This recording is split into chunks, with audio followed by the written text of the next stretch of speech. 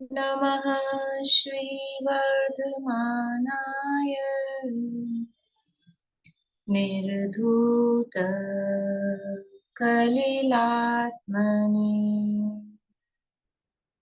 सालोकानां त्रिलोकानां यद्विद्यादर्पणायति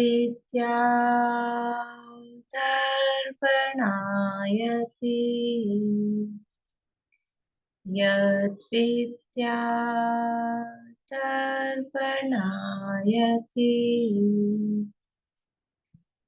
सकल पापमल प्रक्षालक श्रीवर्धमान को करुण मन लोकालोक प्रकाशित करने जिनकी विद्या है दर्पण जिनकी विद्या है दर्पण।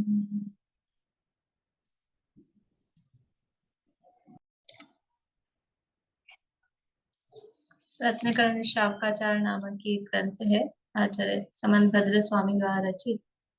इसके अंतर्गत यहाँ चर्चा चल रही है 16 कांड भावना की। भावना अधिकार है और उसमें से 12वीं बहुश्रुत भक्ति भावना, ये चर्चा हमारी चल रही है। बहुश्रुतों की भक्ति अर्थात उपाध्याय परमेश्वरी की भक्ति, तो जो उनके गुण हैं 11 अंग 14 पूर्व, उनके आधार पर उन गुणों का वर्णन यहाँ पर किया गया है। वो वर्णन अपना पूरा हो गया है द्वादशांग का। 12 अंग यानी 11 अंग के 12वें अंग के जो भेद प्रभेद, उसके बाद अंग बाय 14 प्रकीर्णक, वो भी कल हमने देखे थे। बोलिए अर्चना जी। आचारांग सूत्रतांग स्थानांग संवायांग व्याख्या प्रज्ञप्ति ज्ञाति धर्म कथांग उपासका ध्यानांग अंतःकृत दशांग अनुत्तरोपपाद दशांग प्रश्न व्याकरणांग विपाक सूत्रांग और दृष्टिवाद। फिर दृष्टिवाद के 5 भेद में सबसे पहले परिक्रम, उसमें चंद्र प्रज्ञप्ति, सूर्य प्रज्ञप्ति, दीप सागर प्रज्ञप्ति, जम्बू दीप प्रज्ञप्ति, व्याख्या प्रज्ञप्ति। फिर उसके बाद में उसका है सूत्र और प्रथमान योग। उसके बाद पूर्व के 14 भेद हैं। उत्पाद पूर्व, अग्रायणी, अस्ति नास्ति प्रवाद पूर्व, वीर्यानुवाद, सत्य प्रवाद, ज्ञान प्रवाद, आत्म प्रवाद।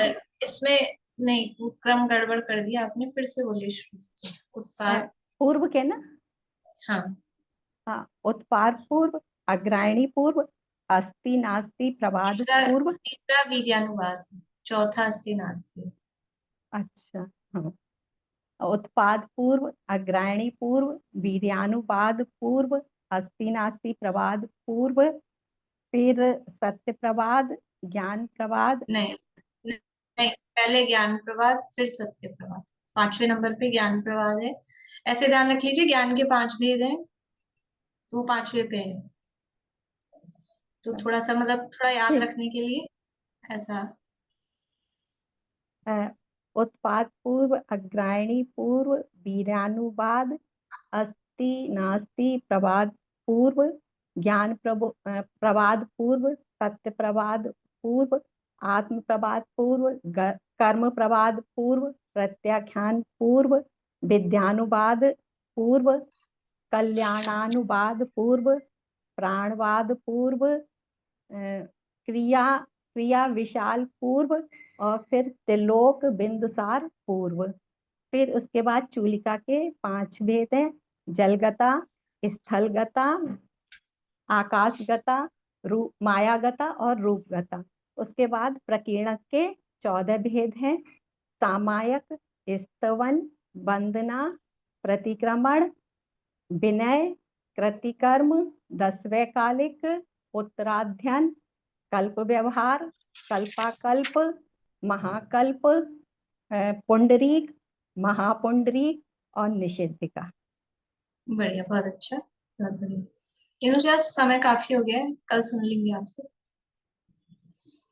यहाँ ये सारी चर्चा, इन सबका वर्णन जो सामान्य सा वर्णन यहाँ दिया गया है शास्त्रों में, उस आधार पे हमने यहाँ चर्चा कर दी है।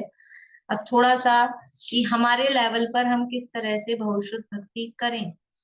वो तो उपाध्याय परमेश जी के गुण है, अब द्वादशांग का ज्ञान हमको नहीं है, अंग बाह्य भी नहीं है, अंग प्रविष्ट का तो है ही नहीं, वो ज्ञान नहीं है, इतना ज्ञान नहीं है, तो भी हम भक्ति कर सकते कि नहीं कर सकते हैं? ज्ञान होने पर ही वो सब चीजें हमको आ जाए, याद हो जाए, तभी हमारी भक्ति सच्ची होगी।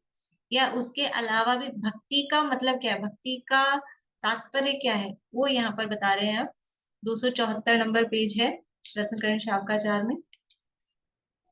ऐसे द्वादशांग का ज्ञान, द्वादशांग शास्त्र का ज्ञान तप के प्रभाव से होता है। अभी मतलब अब इस लाइन का अर्थ समझने के लिए अपने को अलग से कुछ कहने की जरूरत नहीं है, क्योंकि अभी हमने 10 पूर्वित्व और चतुर्दश पूर्वित्व ये रिद्धियां पढ़ी हैं रिसेंट में ही। तो तप के प्रभाव से, विशुद्धि से, ये अपने आप ही पढ़ पढ़ के, सीख सीख के, रट रट के द्वादशांग का ज्ञान नहीं होता है ना। आज तक किसी को हुआ है कि कोई रट रट रट के सारे पैदा होते से ही रटना चालू करे ना, तो भी अपनी 100 सवा 100 साल की जिंदगी में वो ऐसा द्वादशांग का ज्ञान नहीं होगा। ये तो ज्ञानावरण कर्म का विशेष योगक्षम, वो विशुद्धि जो समस्त गुणों में विशुद्धि हो रही है तप के प्रभाव से, वो अपने आप ही ऐसे द्वादशांग शास्त्र का ज्ञान होता है। देखो, अगर वास्तव में तो आत्मज्ञान के लिए करना क्या है, आत्मा के ज्ञान के लिए क्या करना है? द्वादशांग का ज्ञान करना जरूरी है क्या अपने को जानने पहचानने के लिए? कि नहीं, केवल आत्मा को जानना, जीव जुदा पुद्गल जुदा, ये करना है? तो अपने को आत्मा का ज्ञान करने के लिए आत्मा को जानना है। लेकिन यदि हमको जिनवाणी का भी ज्ञान करना हो, शास्त्रों का भी ज्ञान करना हो, शोक्षम भी करना हो, मतलब आत्मा को जानने के लिए तो बहुत ज्यादा शोक्षम की जरूरत है नहीं, जितने संगी पंचेंद्रिय को होता है उतने में काम हो जाता है। लेकिन यदि हमको शोक्षम भी यदि बढ़ाना है, तो उसके लिए भी क्या है कि उसके लिए भी उपाय यही है, ये जो है ना तप आदि के प्रभाव से। तो वो तप का मतलब क्या है? तप का मतलब एक टांग पे खड़े रहना, धूप में खड़े रहना, इसका नाम तप नहीं है। वो तो तप का प्रदर्शन है, उसका नाम बाह्य तप है, वो तो बाहर से केवल दिखने का है। वास्तव में तप क्या है? ये तप है आत्म स्वरूप का चिंतन मनन ध्यान, इसका नाम तप है। इससे वो इच्छाओं का निरोध होता है, इच्छा निरोध तप है, इच्छाओं का निरोध तप है। कि आत्म स्वरूप के चिंतन मनन विचार आदि से वो कषाएं मंद होती हैं, तो उससे ज्ञानावरण आदि कर्मों का सूक्ष्म बढ़ता है, तो उससे अपने आप ही ज्ञान प्रकट होता है। नहीं, सूक्ष्म ज्ञान भी बढ़ाना है तो उसके लिए भी आत्मा ही आश्रयभूत है। बाहरी कोई बाहर में गुरु आदि, कोई शास्त्र आदि, या कोई विदाम विदाम ये खाने पीने की चीजें, या कोई एक्यूप्रेशर, एक्यूपंचर, शीर्षासन, उल्टा लटको, सीधा लटको, ऊपर टांग करो, ये कुछ आसन, वो कुछ भी वास्तव में नहीं है। यदि ज्ञान भी बढ़ाना है, सूक्ष्म ज्ञान भी बढ़ाना है, तो उसका उपाय भी परफेक्ट उपाय जो 100% काम करेगा। और उपाय तो कभी काम करते हैं, कभी नहीं करते हैं। बादाम खाते जा रहे हैं, खाते जा रहे हैं। भैंस को कितने बादाम खिलाएं कि वो इंटेलिजेंट हो जाए? भैंस को कितने बादाम खिलाएं हम? भैंस को बादाम खिला खिला के ज्ञानी बना दें कि नहीं होगा? तो ये बाहरी उपाय तो कभी काम करते हैं, कभी नहीं करते, श्योर नहीं है। लेकिन ये आत्म स्वरूप का चिंतन मनन विचार रूप जो तप है, वो तप से निश्चित रूप से ये ज्ञानावरणादि कर्मों का सूक्ष्म खुलता है और ज्ञान में वृद्धि होती है। अब यहाँ पे ये बता रहे हैं बहुश्रुत का क्या स्वरूप है, भक्ति का क्या स्वरूप है। जो आप स्वयं पढ़ते हैं तथा अन्य बुद्धिमान शिष्यों को पढ़ाते हैं, उन बहुश्रुतों की भक्ति संसार परिभ्रमण का नाश करने वाली है। जो खुद भी पढ़ते हैं और अन्य जो बुद्धिमान हैं ऐसे शिष्यों को पढ़ाते हैं, उनकी भक्ति, शास्त्रों की भक्ति भी बहुश्रुत भक्ति। देखो, अब यहाँ कहा कि उनकी भक्ति, यानी ये उपाध्याय परमेश्वरी की जो पढ़ते पढ़ाते हैं उनकी भक्ति बहुश्रुत भक्ति है, और शास्त्र की भक्ति वो भी बहुश्रुत भक्ति है। क्योंकि वो ये जो उपाध्याय की हम भक्ति कर रहे हैं, वो भी क्यों कर रहे हैं? कि उन्होंने शास्त्रों को अपने में उतारा है, शास्त्रों को पढ़ा है, उसके मर्म को समझा है, इसलिए उनकी भक्ति कर रहे हैं। खाली उनके शरीर के आकार प्रकार को देख के थोड़ा ना भक्ति करते हैं। उन्होंने शास्त्रों का अध्ययन किया है, इसलिए भक्ति कर रहे हैं। तो वास्तव में वो शास्त्र की भक्ति है। तो शास्त्र की भक्ति भी बहुशुद्ध भक्ति है। गुणों में अनुराग करना वह भक्ति है जो शास्त्रों में अनुराग करके पढ़ते हैं, शास्त्र के अर्थ को अन्य को बताते हैं, धन खर्च करके शास्त्र को लिखाते हैं। ये देखो भक्ति लास्ट में लिख रहा है, लास्ट लाइन पढ़ के पहले बोल रही हूँ। वह ज्ञानावरण कर्म का नाश करने वाली बहुश्रुत भक्ति है। हर पॉइंट के साथ लगाना। जैसे जो शास्त्रों में अनुराग करके पढ़ते हैं, वो ज्ञानावरण कर्म का नाश करने वाली बहुश्रुत भक्ति है। यानी शास्त्र पढ़ना, स्वयं पढ़ना, ये बहुश्रुत भक्ति है। फिर शास्त्र के अर्थ को अन्य को बतलाते हैं, वह भी बहुशुद्ध भक्ति है। कि खुद पढ़ रहे हैं, एक तो अकेले सेल्फ, और अब खुद पढ़ के दूसरे को भी बता रहे हैं, समझा रहे हैं, तो ये भी शुद्ध की बहुशुद्ध की भक्ति है। फिर धन खर्च करके शास्त्रों को लिखाते हैं, तो ये भी एक बहुत बड़ा काम है। हम कल्पना करें कि जैसे धवला आदि ग्रंथ टोडरमल जी साहब के समय 300 साल पहले धवला जो थे अपनी शतखंडागम की टीका, ये जो ग्रंथ है, वो वहां केवल मूड बद्री समझते हैं, श्रवण बेलगोला जाते हैं जब वहां पे वो रत्नों की प्रतिमाएं फेमस है, वहां मूड बद्री में वो ओरिजिनल जो ग्रंथ थे वो वहां, और केवल दूर से आप दर्शन कर लो, ये जिनवाने से भगवान के दर्शन करते हैं ना, ऐसे वो ताले में बंद और वेस्टर्न में लिपटे हुए आप दर्शन कर लो बस। इसके लिए वो ग्रंथ थे। उनकी ना कोई दूसरी डुप्लीकेट कॉपी हुई, ना किसी को पढ़ने को दिए जाते थे। टोडरमल जी साहब ने बहुत कोशिश करी। उस समय आवागमन के ऐसे कोई एरोप्लेन और ये सब तो थे नहीं, बैलगाड़ियों से जाने का जमाना था। 2-3 आदमियों को भेजा यहाँ जयपुर से वहां दक्षिण भारत में, 3-4 महीने लगे, मतलब लगते थे पहुंचने में, जितने में से एक एक व्यक्ति की तो आयु पूरी हो गई बीच रास्ते में। मतलब ऐसी स्थिति, तो कितना कठिन था। तो उन वगैरह वो ग्रंथों को, तो यदि ये ग्रंथ अब जैसे तैसे करके, इसकी बड़ी लंबी कहानी है, विशुद्ध पंचमी आएगी आने मतलब 2-3 महीने बाद, तब सुनना चाहिए सबको कि किस तरह से ग्रंथ वहां से निकल के अभी छप गए हैं, अवेलेबल हो गए हैं। जिन लोगों ने ये काम किया है, मतलब बहुमान आना चाहिए। वही बहुश्रुत भक्ति है कि हमें उनकी महिमा आनी चाहिए, बहुमान आना चाहिए, और उनकी प्रयासों को देख के मतलब ऐसा गदगद हो जाता है हृदय कि कैसे उन्होंने अपना जीवन लगाया। अगर वो ये नहीं करते, शास्त्रों को नहीं लिखाते, लिखने वाला नहीं लिखता, लिखने वाले की का भी बहुमान।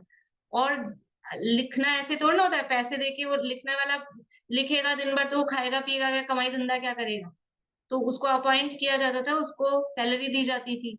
तो जो पैसा खर्च कर रहा है कागज का, लिखाने का, लिखने का, जो भी, तो वो धन खर्च करने वाले की, जिसने स्थान दिया कि यहाँ बैठ के कर लो, उस स्थान देने वाले की कितनी महिमा है।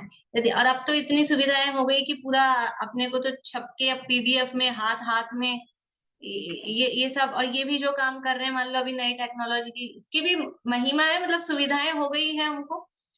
तो जो लोग बच्चे इस तरह के काम करते हैं, आजकल ऐसी ऐसी साइट बना दी, आप कोई जैन धर्म का एक वर्ड डालो गूगल पे, तो सारा खुल के आपको किस ग्रंथ में किस पेज पे वो वर्ड है, सारे ग्रंथ की लिस्ट निकल के आ जाती है।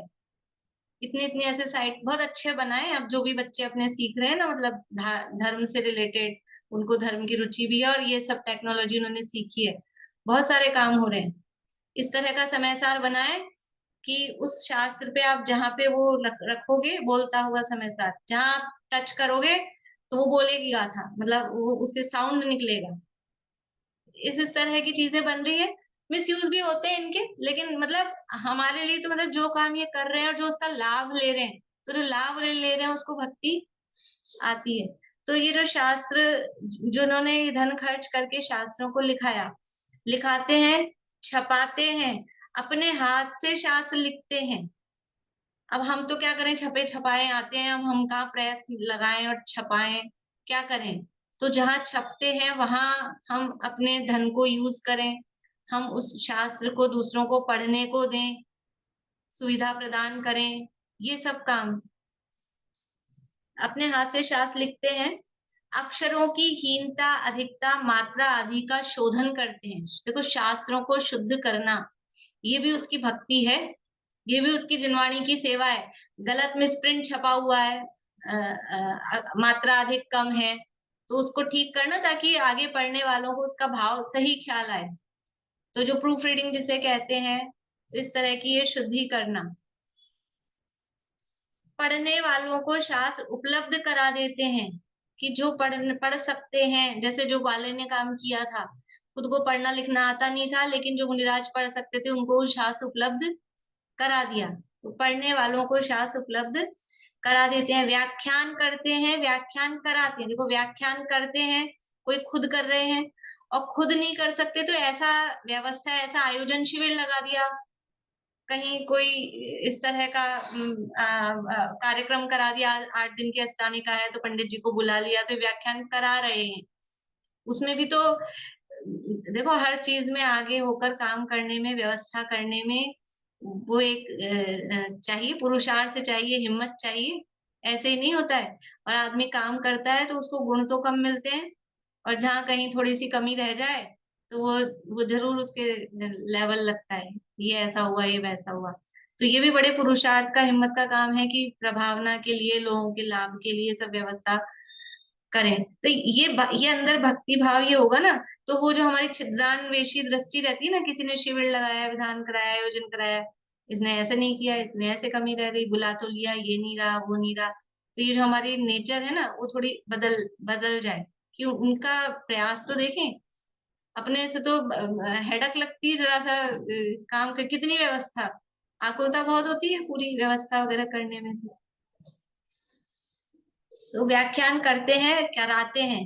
पढ़ने वालों, वाचने वालों की आजीविका की स्थिरता करके शास्त्रों के ज्ञानाभ्यास का प्रवर्तन कराते हैं। देखो, जो पढ़ सकते हैं, पढ़ा सकते हैं, ज्ञान में विशेष हैं, चिंतन विशेष करते हैं, अब वो आजीविका में ही लगे रहेंगे 8 घंटे, तो सुबह से जाएंगे, शाम को आएंगे, फिर भोजन आदि की व्यवस्था देखेंगे, फिर शरीर तो मनुष्य का ही है ना, फिर थक थक आ जाएंगे, तो वो कब लिखने पढ़ने चिंतन का काम कब करेंगे।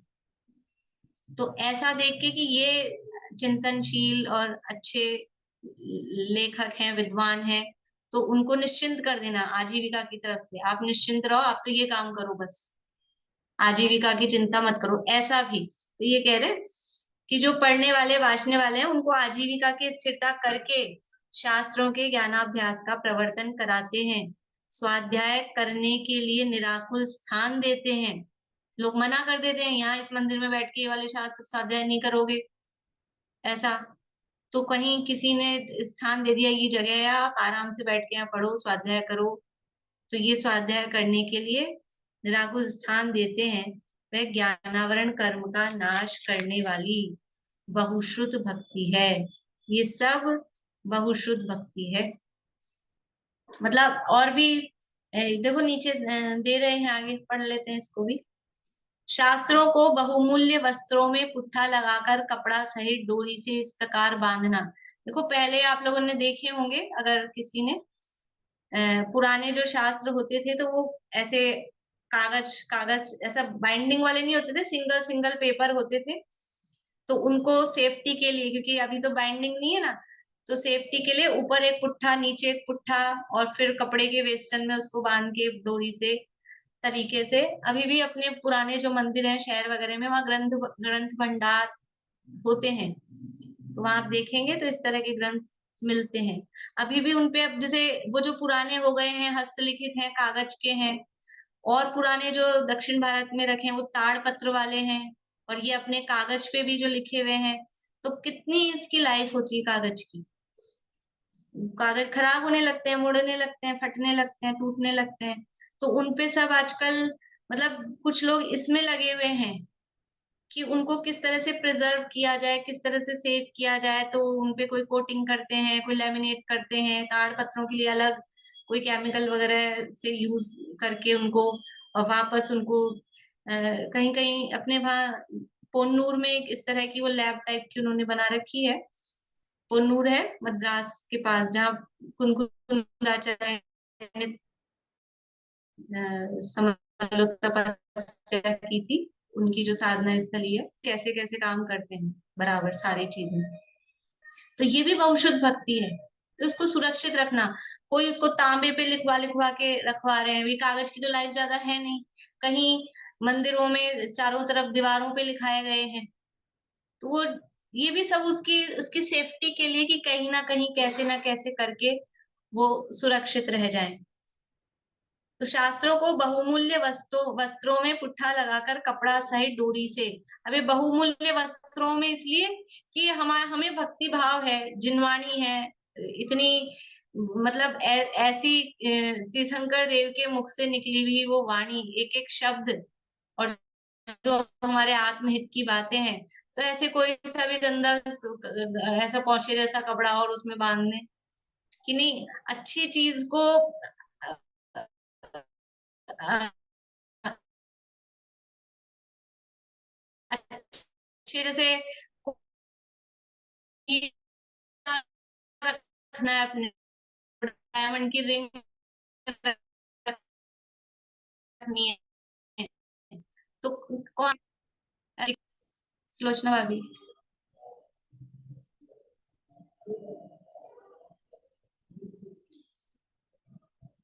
अब आ रही है आवाज? हाँ अब आ रही है आवाज, पहले बिल्कुल पता नहीं चल रहा था क्या बोल रहे हैं। हम्म। तो हमको कोई डायमंड की रिंग रखनी है तो कैसे रखेंगे? ऐसे अखबार के कागज में, या बड़ी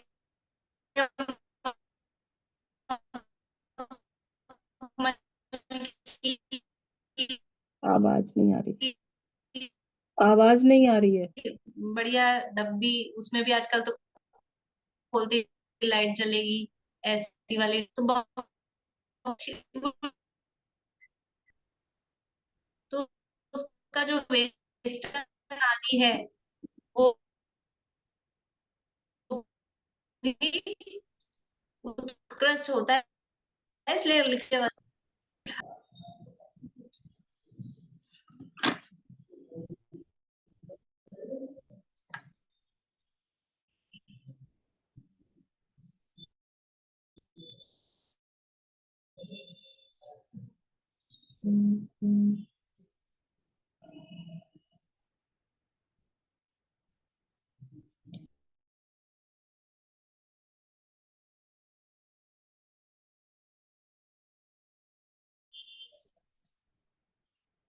अब आ रही है बस,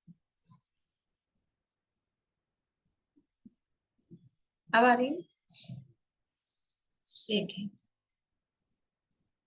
बहुमूल्य वस्त्रों में पुट्ठा लगाकर कपड़ा सहित डोरी से इस प्रकार बांधना, जिससे देखने सुनने पढ़ने वालों का मन प्रसन्न हो जाए, देखते ही वो अच्छा लगे।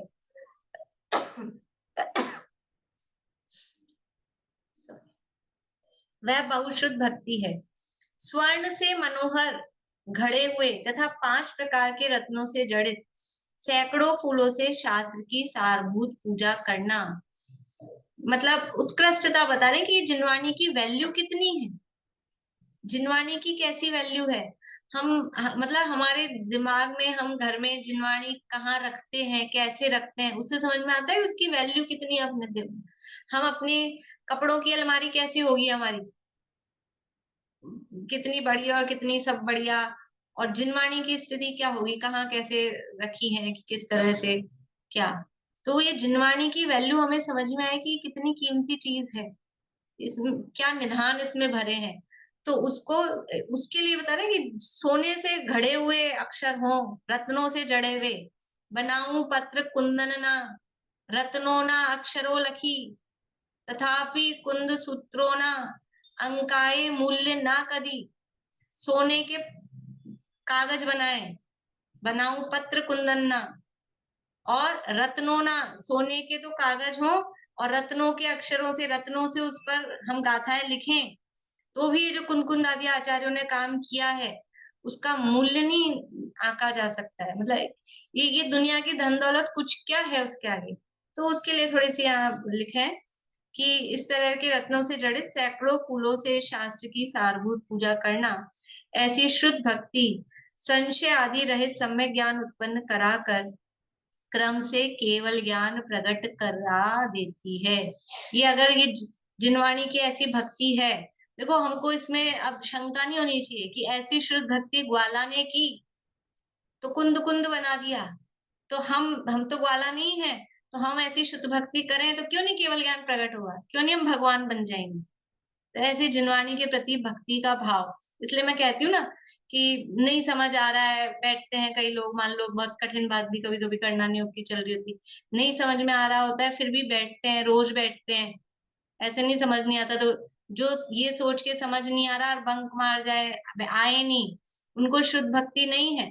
और जिनको नहीं समझ में आता फिर भी आ जाते हैं, फिर भी बैठते हैं, अंदर से भक्ति भाव, बहुमान का भाव कि कुछ तो है बात, तो वो ही शुद्ध भक्ति ऐसी होगी कि उनको सब समझ में आने लगेगा। और कभी कभी तो उसका रिजल्ट इसी भाव में दिख जाता है, और कभी कदाचित इस भाव में नहीं दिखेगा तो अगले भाव में वो केवल ज्ञान प्रकट करा के छोड़ेगा।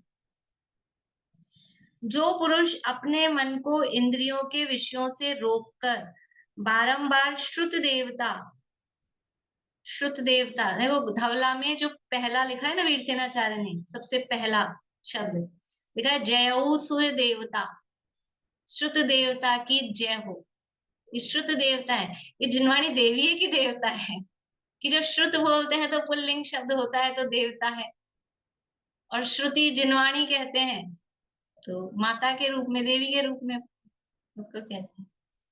श्रुत देवता के गुणों का स्मरण करके भली प्रकार से बनाए पवित्र अर्घ के द्वारा श्रुत देवता की पूजा करता है, वह समस्त श्रुत का पारगामी होकर केवल ज्ञान प्राप्त कर निर्वाण प्राप्त करता है। इस प्रकार बहुशुद्ध भक्ति नाम की 12वीं भावना का वर्णन किया, जिसे निरंतर भावो। देखो ये जो भी है, मतलब ये जो तत्व ज्ञान, ये जिनवाणी क्या है, तत्व ज्ञान को बताने वाली है। तो ये तत्व ज्ञान की भक्ति भी कब आएगी, ये अंदर कषाय की मंदता होगी ना, तभी वो उसके प्रति भक्ति उत्पन्न होगी। तो ये तत्व ज्ञान अपने को प्राप्त हो, ये भावना क्या है, 16 कारण भावना का ध्यान है स्टार्टिंग, ये तीर्थंकर प्रकृति के आश्रव की कारण है। तो कैसे होता है तीर्थंकर प्रकृति का आश्रव, कि खाली उनके प्रति भक्ति नहीं, ये जो शुद्ध और ये जो जिनवाणी, ये जो हमें प्राप्त हुई है इतनी उत्कृष्ट चीज, ये सबको प्राप्त हो, ये तत्व की बात ये सबको प्राप्त हो, ऐसी भावना निरंतर रहती है, निरंतर, उसका नाम भावना है। भावना मतलब बारंबार, बारंबार वो चलता है। ये जिनवाणी तत्व ज्ञान सबको प्राप्त हो, इस जन जन तक पहुंचे, ये भावना बहुशुद्ध भक्ति भावना है। अब आगे है 13वीं प्रवचन भक्ति भावना। अब प्रवचन भक्ति नाम की 13वीं भावना का वर्णन करते हैं। देखो प्रवचन, प्रवचन किसे कहते हैं, प्रकृष्ट वचनम इति प्रवचनम। प्रकृष्ट का मतलब क्या है, उत्कृष्ट। उत्कृष्ट वचन मतलब सामान्य अपन अर्थ करते हैं जो प्रसिद्ध है, कि वो जिनवाणी, द्वादशांग रूप जो जिनवाणी है वो प्रवचन है। पर इसके और भी अर्थ किए गए हैं, समझ लो घुमटसार में, घुमटसार की टीका में। तो प्रकृष्ट वचनों को प्रवचन कहते हैं एक अर्थ, प्रकृष्ट वचन जिनके हैं उनको प्रवचन कहते हैं। अंतर समझ में आया, प्रकृष्ट वचन को प्रवचन कहते हैं तो ये हो गया जिनवाणी, भगवान की वाणी जो उत्कृष्ट वचन है, दिव्य ध्वनि, वो प्रवचन है। और प्रकृष्ट वचन जिनके हैं, ये वो व्यक्ति, यानी वो अनंत परमात्मा, वो तीर्थंकर परमात्मा, वो स्वयं प्रवचन है। ऐसे अर्थ किए जाते हैं व्याकरण में, जैसे जीव किसे कहते हैं या ज्ञान किसे कहते हैं, तो जो जानता है वो ज्ञान है, जिसके द्वारा जाना जाता है वो ज्ञान है, जिसे जानते हैं जो जानता है, ऐसे करके अलग अलग कारकों में लगाकर उसके अलग अलग अर्थ किए जाते हैं। तो ऐसे ये दूसरा अर्थ हुआ प्रकृष्ट वचन जिसके हैं। तो अब ये जो दूसरा अर्थ है ना, प्रकृष्ट वचन जिसके हैं, किस किस के होंगे प्रकृष्ट वचन, तो अब इसके स्तर लगाएंगे अपन, इसके लेवल। फर्स्ट लेवल पे कौन है, तीर्थंकर अनंत परमात्मा, वो फर्स्ट लेवल पे है। दूसरे अर्थ में गणधर परमात्मा, आचार्य, मुनिराज, ये सेकंड लेवल पे ले सकते हैं। फिर थर्ड लेवल पे 3 ही लेवल बना लो तो समझ लो जो पांचवे, चौथे, पांचवे गुणस्थान वर्ती हैं वो उनके भी प्रकृष्ट वचन है। तो वो सब प्रवचन है, वो सब उत्कृष्ट वचन के धारी होने से वो सब प्रवचन है।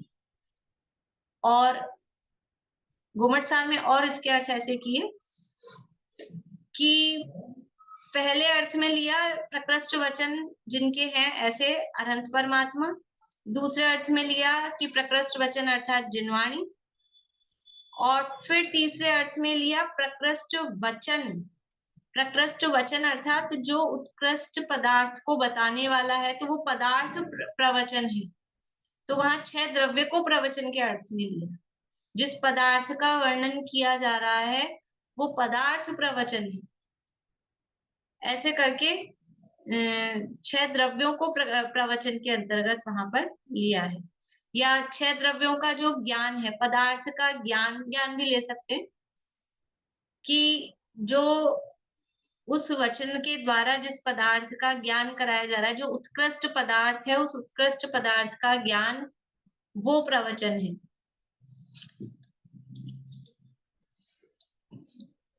देखो फिर से बोलती हूँ, एक अर्थ लिया प्रवचन यानी अरहंत परमात्मा, दूसरा अर्थ लिया प्रवचन यानी जिनवाणी, और तीसरे अर्थ में ले रहे हैं प्रवचन माने वस्तु स्वरूप। शॉर्ट में कहे प्रवचन मतलब वो पदार्थ का ज्ञान, मतलब वो वस्तु स्वरूप, वो वस्तु स्वरूप प्रवचन है। तो मतलब क्या हुआ, अब इन तीनों को मिला के अपन अर्थ बनाए, तीनों अर्थों को। तो वस्तु स्वरूप का प्रतिपादन करने वाली जो तीर्थंकर परमात्मा की वाणी, तीनों आ गए, वस्तु स्वरूप भी, तीर्थंकर परमात्मा भी और उनकी वाणी भी, वो वास्तव में प्रवचन है। फिर से गोमट सार की टीका है जीव तत्व प्रदीपिका जीव कांड जी की, उसमें ऐसे अर्थ किए। प्रवचन यानी एक अर्थ किया अरहंत परमात्मा, तीर्थंकर परमात्मा, दूसरा अर्थ किया प्रवचन अर्थात जिनवाणी, और तीसरा अर्थ किया प्रवचन अर्थात वस्तु का स्वरूप, पदार्थ का ज्ञान, वो भी प्रवचन है। तो वस्तु स्वरूप को बताने वाले तीर्थंकर परमात्मा की जो वाणी है, तो वो वाणी और वो तीर्थंकर जिनेंद्र भगवान वो प्रवचन है। वस्तु स्वरूप उनको बताने वाली वाणी, और वो वाणी जिसकी है ऐसे तीर्थंकर परमात्मा, वो सभी प्रवचन है। देखिए पढ़ते हैं यहाँ से, 275 नंबर पेज है रत्नकरण शावकाचार्य। प्रवचन का अर्थ जिनेंद्र सर्वज्ञ वीतराग द्वारा प्रणीत आगम है। अब कौन सी बात प्रवचन है, कौन से वचन, किसी के भी वचन प्रवचन क्यों नहीं कहे जा सकते हैं। देखो कौन सी वाणी, कोई कह देगा हम भी तीर्थंकर है, कोई भी आके दावा कर सकता है हम भगवान हैं, हमारी वाणी को प्रवचन कहो। लेकिन वो उत्कृष्ट वचन कौन से हैं, उसमें जो प्रतिपादन हो रहा है ना, प्रतिपादन के आधार पर वचनों की उत्कृष्टता होती है। आप क्या कह रहे हो, उसमें क्या बात आई है, तो वो प्रतिपादन किसका है, तो वो बता रहे हैं जिसमें 6 द्रव्यों, 5 अस्तिकायों, 7 तत्वों, 9 पदार्थों का वर्णन है तथा कर्मों की प्रकृतियों के नाश का वर्णन है, वह आगम है। देखो प्रवचन का अर्थ जिनेंद्र सर्वज्ञ वीतराग द्वारा प्रणीत आगम है। और आगम क्या है, 6 द्रव्य, 7 तत्व, 9 पदार्थ और 5 अस्तिकाएं, इसका वर्णन जिसमें है, और कर्मों के नाश का वर्णन, कर्म बांधने की प्रेरणा नहीं, कर्मों के नाश का वर्णन जिसमें है, उसका नाम आगम है, और वो आगम प्रवचन है। तो दुनिया में कहीं भी अन्य किसी भी मतांतरों में ये 6 द्रव्य, 7 तत्व, 9 पदार्थ और 85 काय का वर्णन और कर्मों के नाश का वर्णन कहीं नहीं है। कहीं भी पढ़ लो, इतना बड़ा वो 500 शिष्यों का समझ लो वो था ना इंद्रभूति नाम का, उसको भी ये नहीं आए पंचान्य चास्तिकाया द्रव्य षटकम, वो श्लोक दिया था ना, तो वो नहीं आए। उसको भी।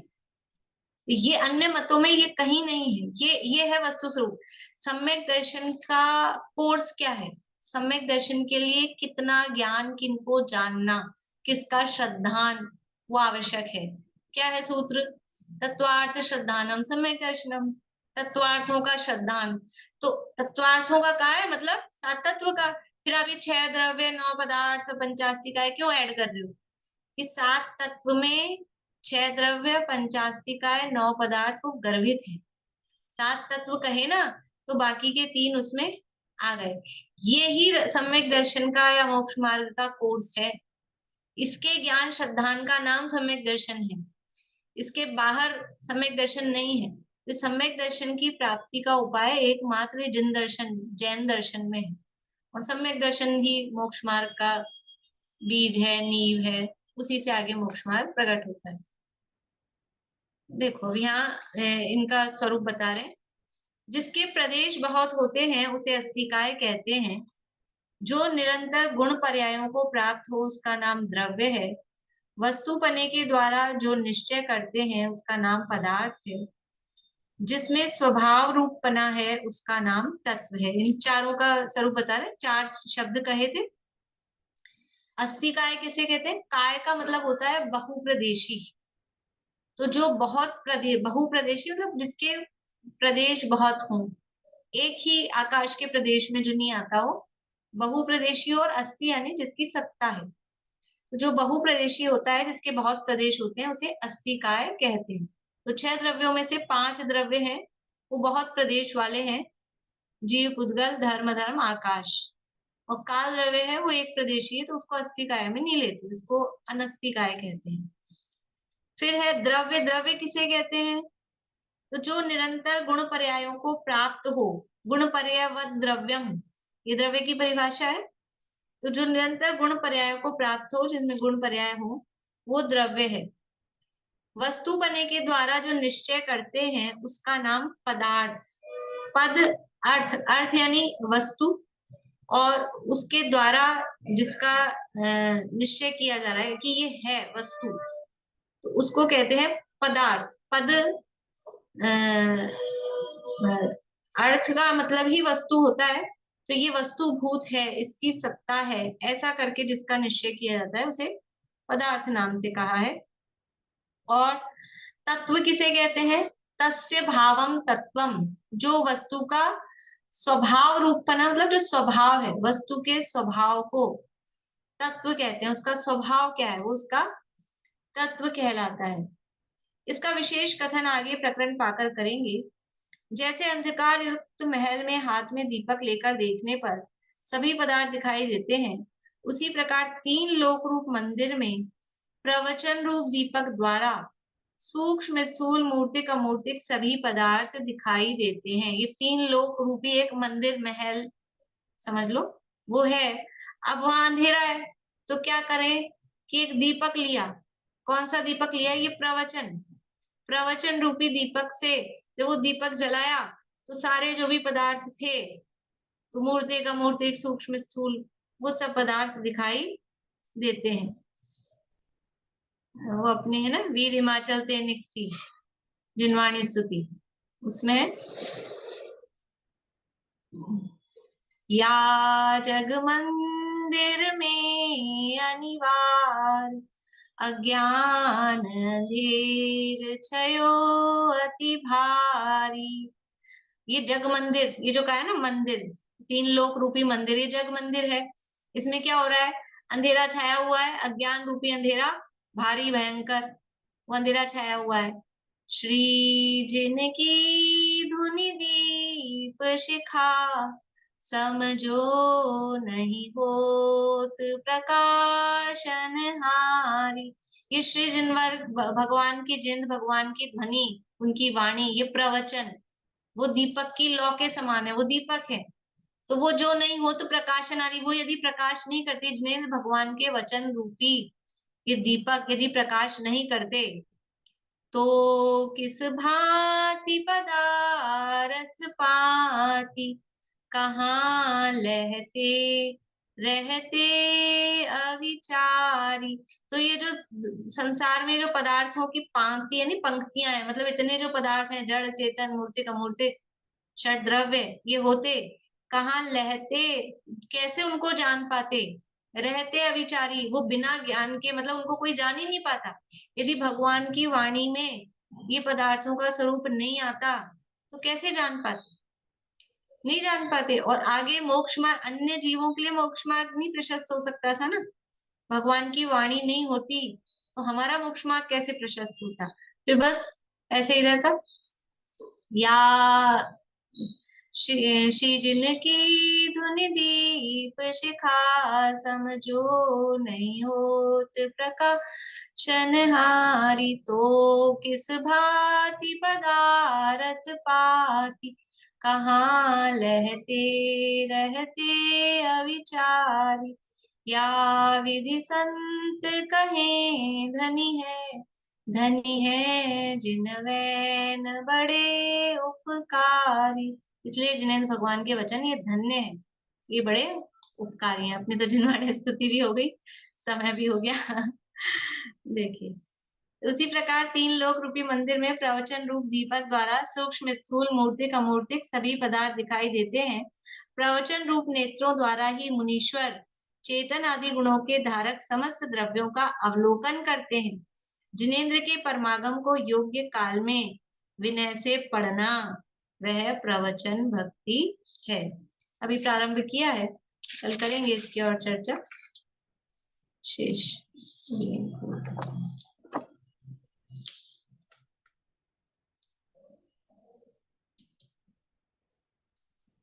मैम ये जो प्रथमा मतलब ये पूछनी जो वंश है, हरिवंश कुरुवंश, तो ये तो वंश है पहले से, मतलब इस तरह जो प्रथमान युग में जिनका वर्णन आया है। लेकिन जो अभी हमारा जो ये गोत्र वगैरह चला वो कैसे चला, कुछ आइडिया है क्या? वो उन्हीं ये जो उन्हीं में पाटली बाटली आइडिया क्या, मतलब उसके अलग कहीं कहीं ग्रंथ भी हैं, कुछ बाद में लिखे गए हैं, लेकिन मतलब इन्हीं ये मूल में जो ये वंश थे उन्हीं में से अलग अलग निकले हैं। मतलब जो जो ये जातियां निकली है सब ऐसे ही, मतलब मैं मुझे सोची कोई ऐसे समाज मुझे के ज्यादा द्वारा। नॉलेज नहीं है, पर आप सर्च करेंगे तो मिल जाएंगी इस तरह की चीजें। बाकी ऐसे मेरा विचार आया कि मुझे जैसे वंश तो अपने को आता है, करना क्या है उसका, कैसे चले चले निकले। ऐसे ऐसे ही जिज्ञासा हो गई। हाँ, तो आप सर्च कर लीजिएगा, मिल जाएंगे आपको, यूट्यूब पे, इस पे, गूगल पे सब मिल जाता है। चलिए, जिनवाणी स्तुति बोलिए श्री। में टेक्नोलॉजी की जब बात चल रही थी ना, तो अभी वहां गए थे हम सोनगढ़। तो 5 मिनट के अंदर वो जो 3D हाँ, का वो चश्मा 70। पहन के, हाँ, और हाँ, और जो जम्बू द्वीप की रचना और अकृत्रिम मतलब चैत्यालय सब दिखाए, इस बहुत तरह का वो सुंदर बनाया रचना है। है। चल, जैसे पिक्चर्स तो आती हैं बाहर, मतलब हाँ, ये अपने लौकिक में वो चश्मा पहना देते हैं तो ऐसा दिखता है 7D, बिल्कुल अपने ऊपर आ रही है हर वो चीज। अंदर ही तो वहां गए जैसे सोनगढ़ में इस अंदर। तरह का बनाया है एक चश्मा, उस चश्मे को पहनाते हैं बस, तो पूरी उसमें से जम्बू द्वीप की रचना और अकृत्रिम जिनालय के दर्शन, और बिल्कुल हम जा रहे हैं खुद, हाँ, अंदर जा मतलब रहे हैं। ऐसी फीलिंग आती है। 5 मिनट का होता है केवल, बहुत हाँ, अच्छा लगता है, बहुत अच्छा लगता है, मतलब अपने को वो बहुत। कृत्रिमता में ही इतना आनंद आता है, तो वास्तव में वो क्या होगा और गजब का। वो सुमेरु पर्वत के ऊपर जाते हैं, और हाँ, वो चलना, और बहुत सुंदर है, बहुत ही हाँ। सुंदर। तो थोड़ा सा हमको भाव भाषण और महिमा और भक्ति इन चीजों से आती है, तो उसको बनाने वाले की इसलिए महिमा आती है कि हमको ऐसी बहुत भक्ति सुंदर। अब मतलब देखते ही कितना वो लगता है। तो ये सब भी ये समझ लो जिनवाणी की भक्ति और तत्व प्रचार के क्षेत्र में अच्छा काम चल रहा है, बढ़िया। बहुत ही सुंदर है। हम्म, जिनवाणी स्तुति रेखा अभी पढ़ी है।